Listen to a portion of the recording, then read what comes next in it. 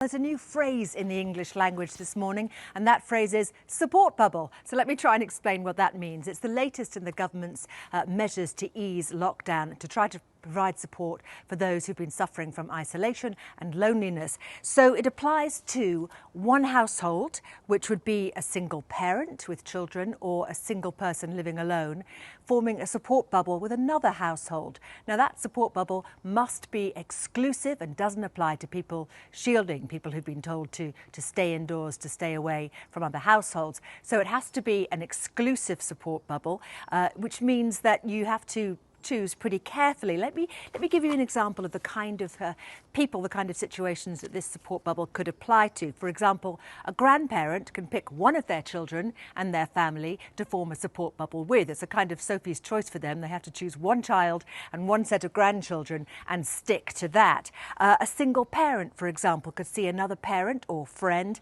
and in what's being called a lover's charter, if you like, two single people could see each other, perhaps two partners who don't live together could now form an exclusive support bubble, but only if they have a single occupancy household, or if their flatmate or the other occupants of their house are willing to form that support bubble. It is a bit confusing. It has led to some questions already. We saw in the briefing yesterday that even Boris Johnson and Chris Whitty, his chief medical advisor, had to try and clarify what it meant. But the aim is a decent one. It aims to help people ease themselves out of isolation who've been stuck on their own for all this time. Let's see how it shapes up.